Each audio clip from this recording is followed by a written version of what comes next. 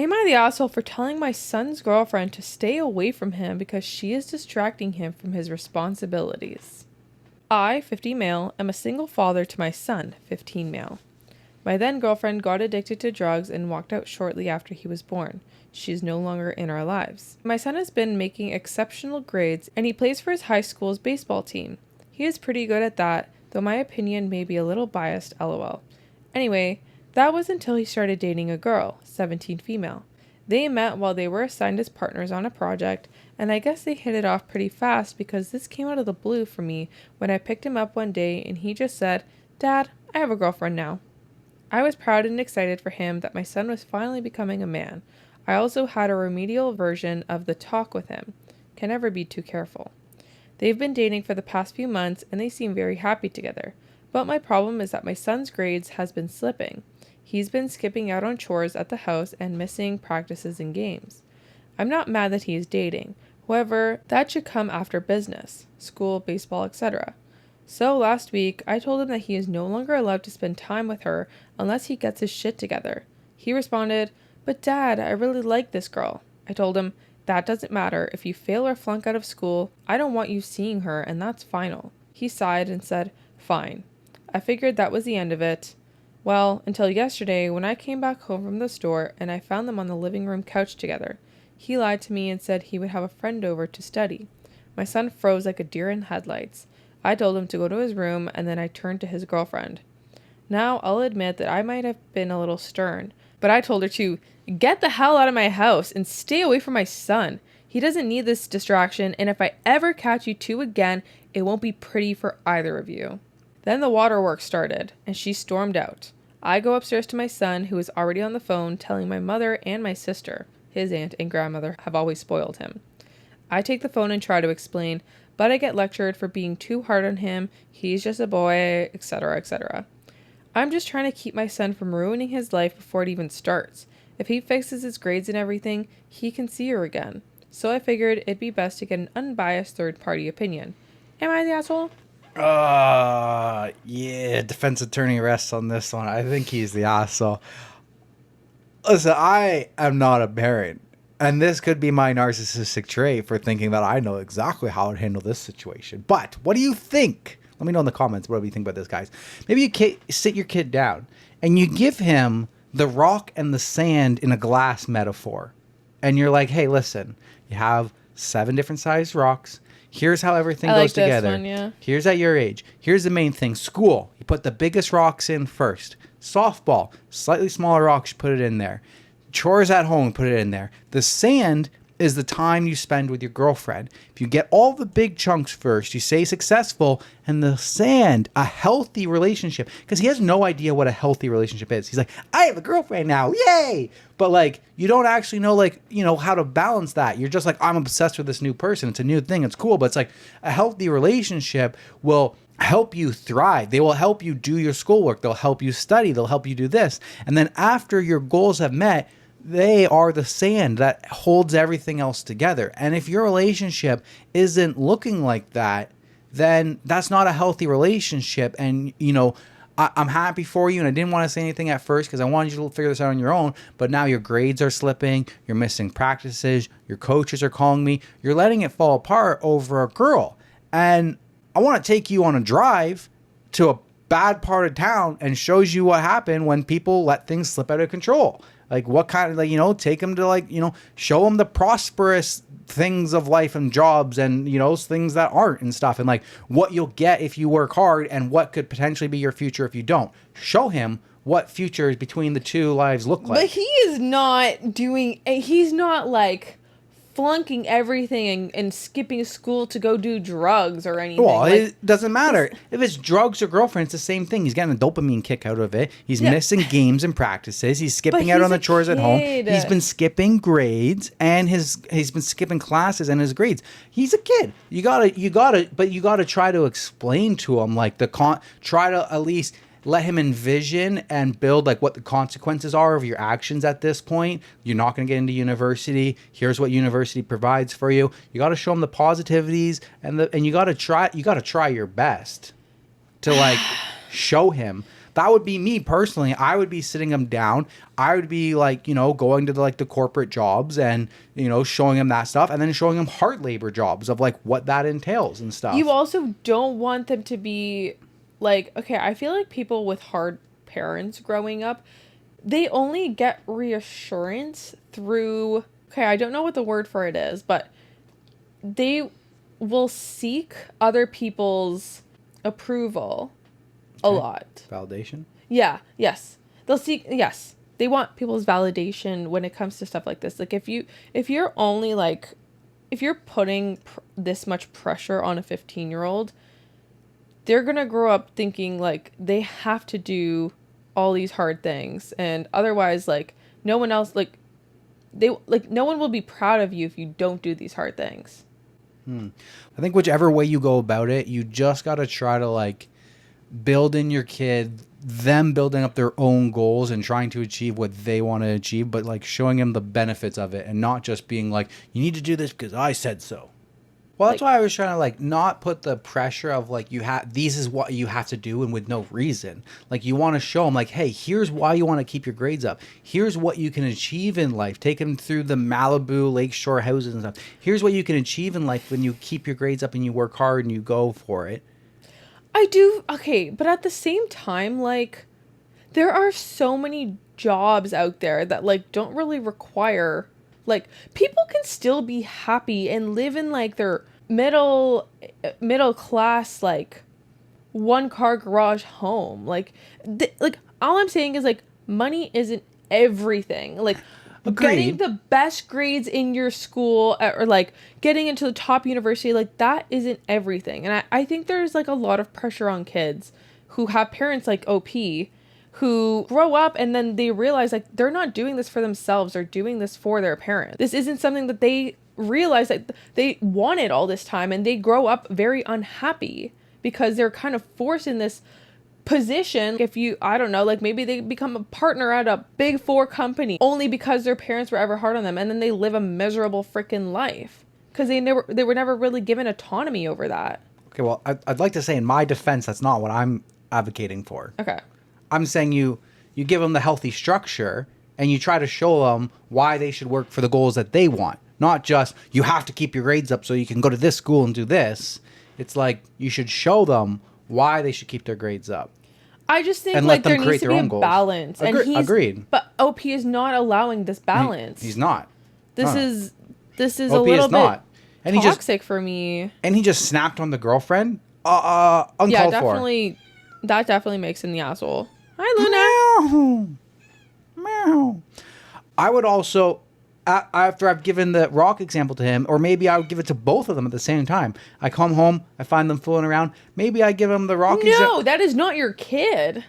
That doesn't mean that you can't give him the rock example. No, I don't think you should be saying that to the girlfriend. I don't think that's your place at all. Do you think it's a terrible place to be like, hey, I'm very happy that you guys are in a relationship. How you guys are spending a lot of time together. But like, I've noticed that now my son is skipping school. He's missing games. He's missing his homework. I would love it if you encouraged him to get his homework done, did not encourage him to skip school, and you fill the important milestones, and then your relationship is the sand around everything. I don't really think that should be a conversation with the girlfriend. I don't think you have any place to have that talk with her. I honestly think this is between you and your son only, and you can't tell her, do this for my son, or like... You can't have a conversation? I think that's a little bit icky to me. I don't see it as icky. I don't know. I'm not on board for that. You're treating them as an adult. Yeah, but it's not your place. I don't think it's your place. I think you as a parent. I think as a parent, to have that conversation with your son. I think as a parent, it is your place, especially if they are in your home. I don't think if you come about it the right way and try to have an adult conversation with them, I feel that that's wrong. If you go over to their house and you go to their parents or you go to them, you're like, oh, you need to do this, but you come home and you're like, hey, like. You create a relationship. If you are a decent parent, I feel like you create a relationship with the girlfriend or the boyfriend, whoever it is. They come over, they hang out, they eat your pizza, whatever. You can have an adult conversation with another like person that is dating your kid and being like, hey, I want the best for you guys, but like Try not to skip school so much. I don't know. I don't really love that. I feel like, what if you were the son and you found out your girlfriend is kind of scheming behind your back with your dad? It's not scheming. It's having a conversation. And what I'm saying he did it with both of them together. Like, he came home and he just went, "Get the fuck out of my house." Versus, "Hey guys, I just want to have a conversation with you. Here's the concerns I'm having. Here's what I don't want to happen to you guys in life. Here's the rock analogy. Your relationship should be the sand that fills the glass after you get all your important stuff done." Maybe. I would not do that. I don't think it's your place to like have that conversation with your son's girlfriend. I think that's only your place as like a parent and for your son. But yeah, I don't know. Let us know what you guys think. Top comment. Yes, if there's anything centuries of classic love stories have a catalyst, is the overwhelming support of the parents. You're bang on the right track there. Yes, sirree. I can't see any glaringly obvious problem with adding a forbidden romance element to their young lives. Fucking hell. Were you born 50? That's what I'm saying. Like, his approach is absolutely terrible. Yes. I'm not the defense attorney for this guy. That's not happening this time. Okay, I'm just... Edit. Okay, so first, I'd like to thank everyone for taking the time to give me this well-deserved, years-long overdue attitude adjustment. I was an asshole in this situation. While I was in the right to be worried about my son's academic performance and his responsibilities at home, I'll admit that I let my temper get the best of me, and I acted on impulse with how I handled the situation. I shouldn't have yelled at the girl. After talking to my son, it turns out that he never told her that he wasn't allowed to see her. She didn't know, and I should have gone to my son instead of taking it out on her. My job, plus the past trauma from my ex leaving, are not stresses that I can self-manage anymore. I'm done lying to myself, and I will be looking into therapy soon. My son has invited her over for dinner later this week. I plan to apologize and explain the situation, and I'll try to work with them to have fair rules that will encourage my son to stop slacking off while also allowing him to spend time with her. You get more flies with honey and vinegar, and prohibition will only make my son lie and sneak around, which could lead to him doing dangerous and irresponsible things. I showed my son some of the comments, and he's been laughing his ass off at everyone roasting me, lol. That's what I'm saying. Invite them over to dinner, have a conversation. I feel like it's fair as a parent to be like, your kid starts dating someone, be like, "Oh, make sure, you get Y's name to like help you study for your test and stuff." Like encouraging them to like study together, do their homework together. Yes, I agree with encouraging. Yeah. Okay. So there is another edit. So my son brought her over for dinner, and the first thing I did was apologize to her, both for yelling and for telling her to leave. I emphasized that she was innocent in the situation and I shouldn't have reacted the way I did. She accepted my apology, and now I feel a little less like a monster, lol. I also fully explained the situation with my son slacking off, and she was extremely understanding, and it turns out she's actually a pretty smart girl herself. Honor Society, 4.0, AP classes, etc. Turns out my son has been, downplaying to her just how bad he's been slacking off to her. She is actually willing to help me hold him accountable. She has a car, so she'll start taking him to baseball practice and his games. It actually makes it easier on me, and it means they'll be able to see each other more after school while ensuring he actually goes. Plus, he's more motivated to go if she is there supporting him. That, and she'll also start helping him study so he can get his grades back up. Again, they can spend time together outside of school, but he'll also get his homework done. She joked and said that his household chores were on him. She draws a line at his dirty underwear, lol. However, my son did agree to start doing better at cleaning up after himself around the house. It really is amazing what can happen when you express your concerns through a discussion instead of a lecture/rant. It actually felt like my son was taking in and understanding what I was telling him instead of just, "Get a load of this old man." And for some backstory about my son's girlfriend, it turns out they use my house for their primary hangout spot because her parents don't like her relationship with him. Apparently, they were glad that my little outburst the other day scared her away, hopefully for good. I don't really know how to feel about that. I was half expecting an angry dad to be on my doorstep. Whatever happened from there would be 100% on me, lol.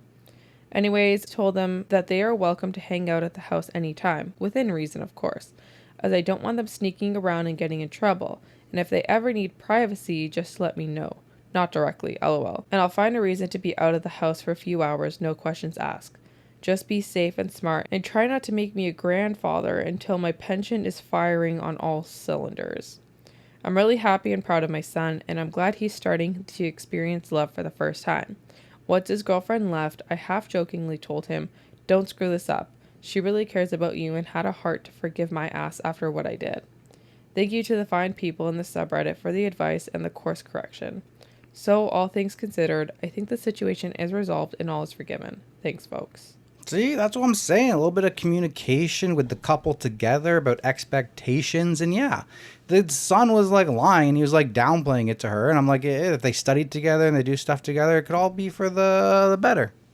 Yeah, I'm glad everything worked out. Overall, he does seem like a good dad.